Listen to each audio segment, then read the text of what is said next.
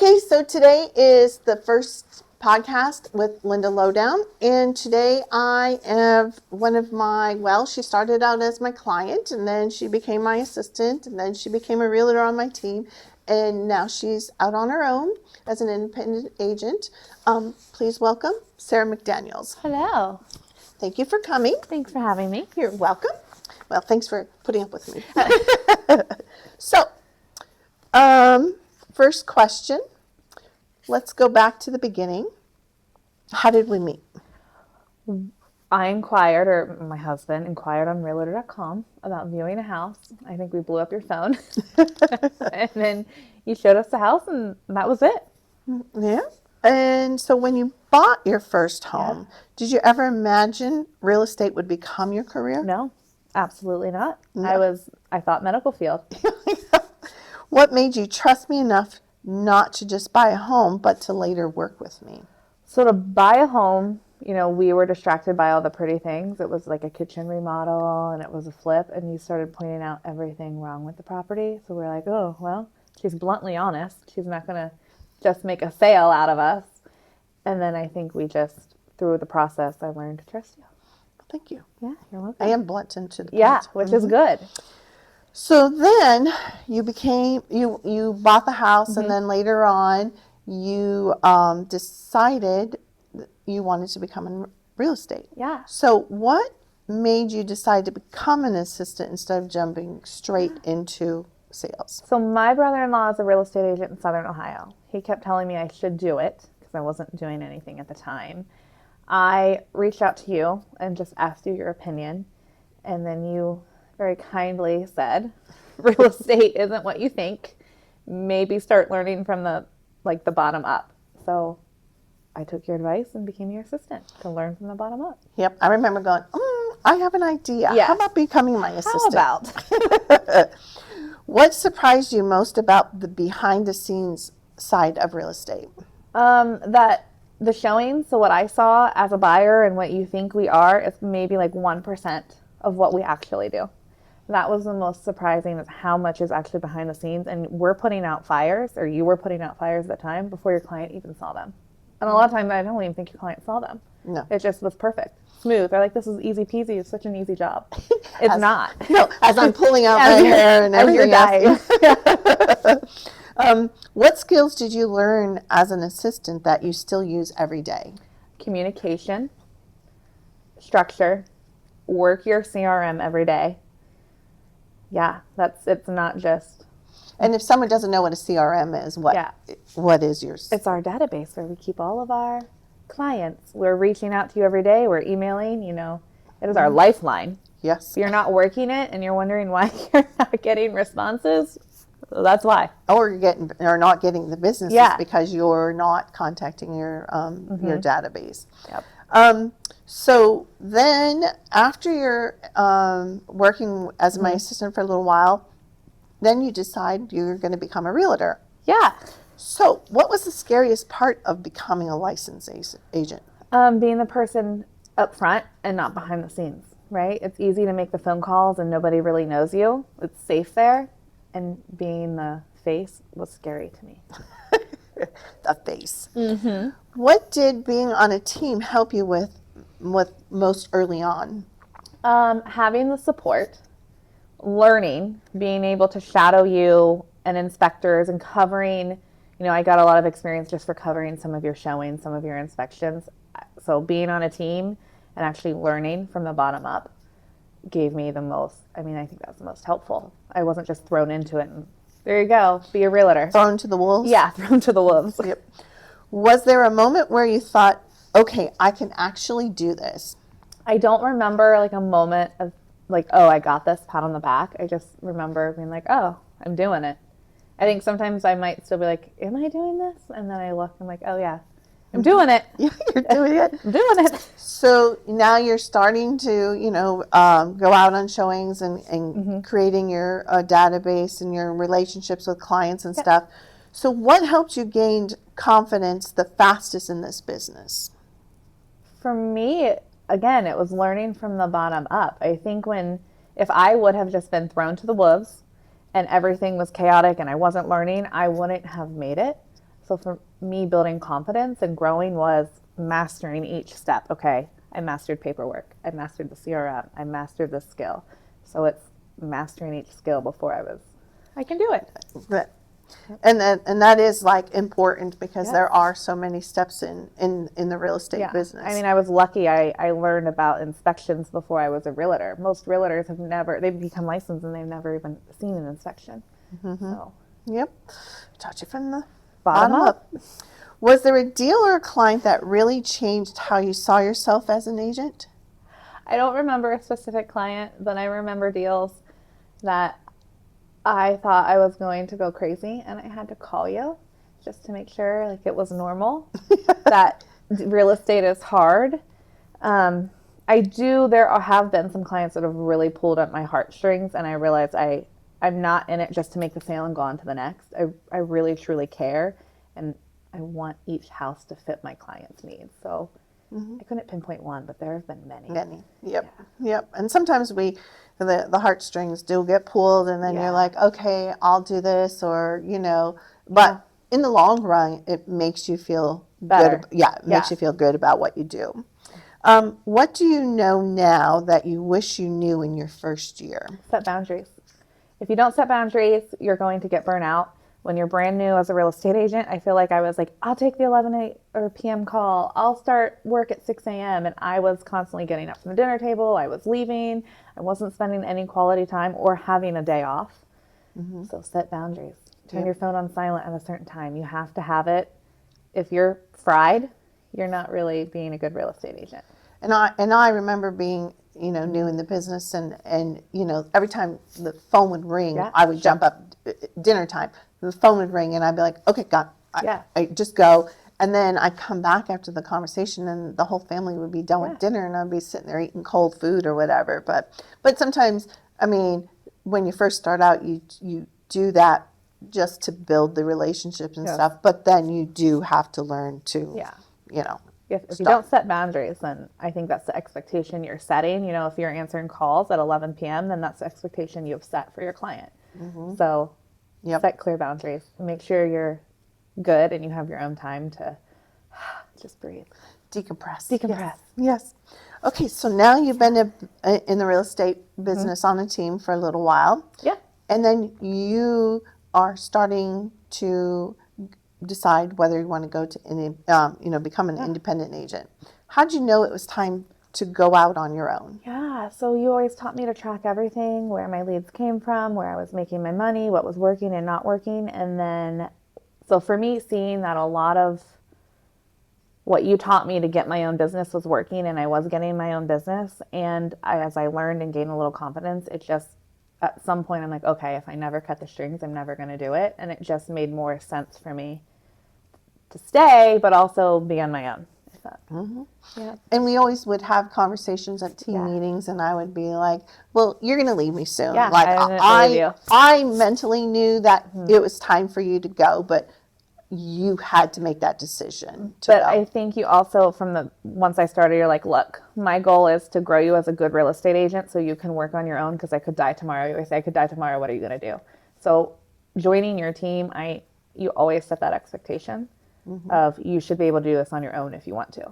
You're right. And like, it's true. I mean, nobody's guaranteed tomorrow. So if you're sitting here and just, feeding off me and just, waiting for the handouts, when I'm gone, what are you going to do? How are you going to support yourself? So I'm, that was important to me to teach you all that.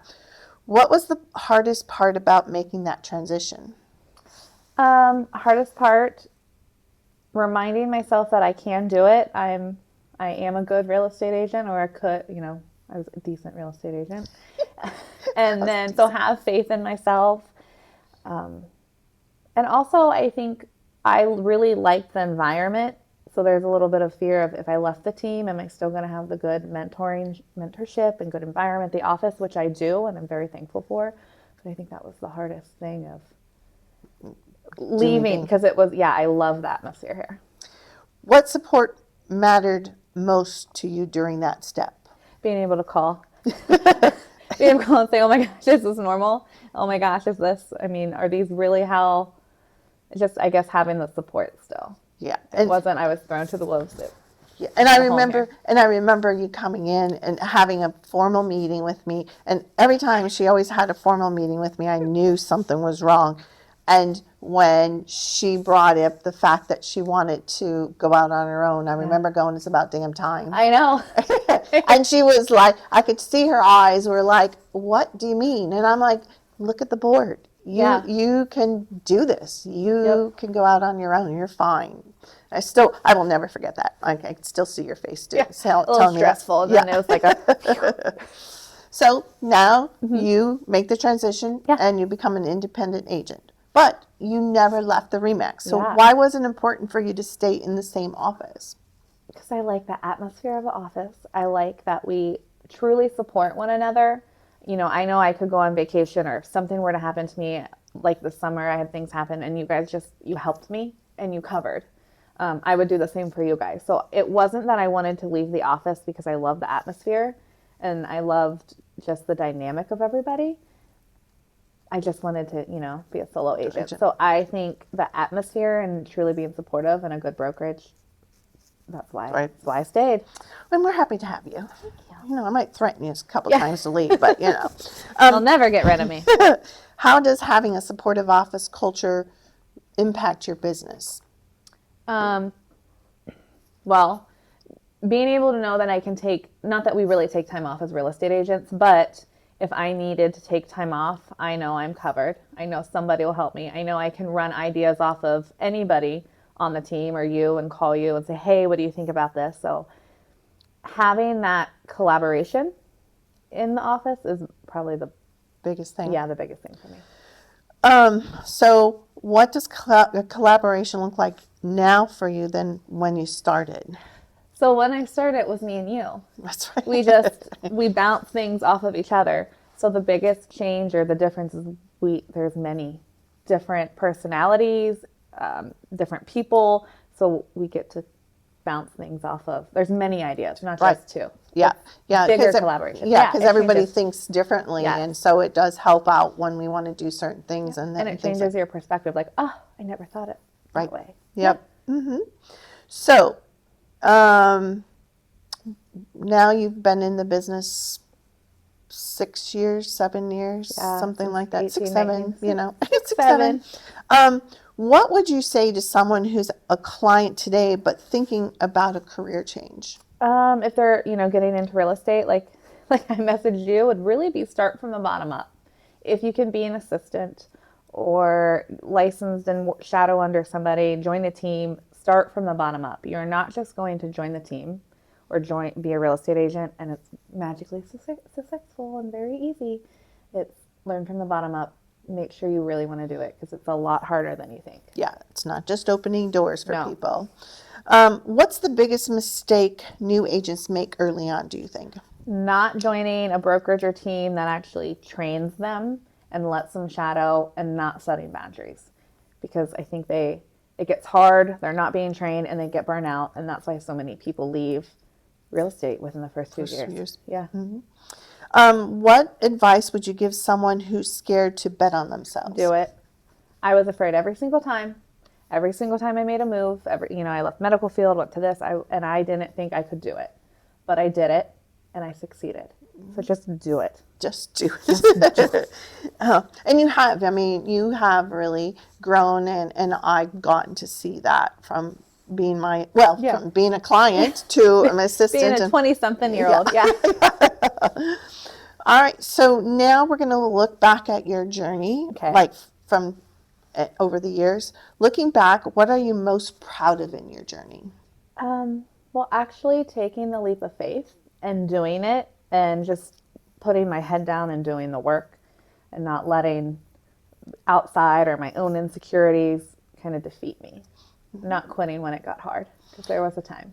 Yeah. I called you.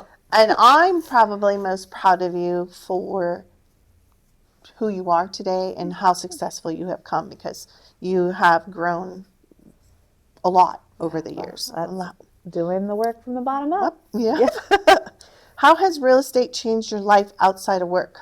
More, not the most social person. So I feel like people talk to me now. I'm a little friendlier, and people ask me questions. They'll see my post. Obviously, they know me. I was in my daughter's school the other day, and I had a teacher just say, oh, you posted about refinancing. I have some questions. And then we just had a conversation. So actually being knowledgeable and people coming up to me asking questions. Mm-hmm. Yeah, once they find out you're in real estate, I mean, everybody talks about real estate. It doesn't matter who they are, where you're at. As soon as you mention you're in real estate, there's all the questions come out. And knowing the answers and just being willing to have the conversations is very important. Yep, and being knowledgeable. Yeah. Yep. If you could describe this journey in one word, what would it be? Chaos.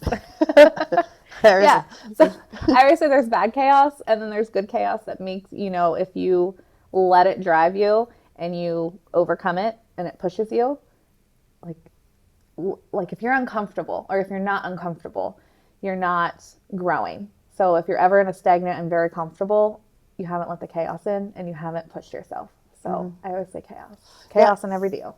Yeah, and being in this business for 24 years, no deal is the same. No, the transactions are always different because depending on who you're working with, your client, personalities. Yeah.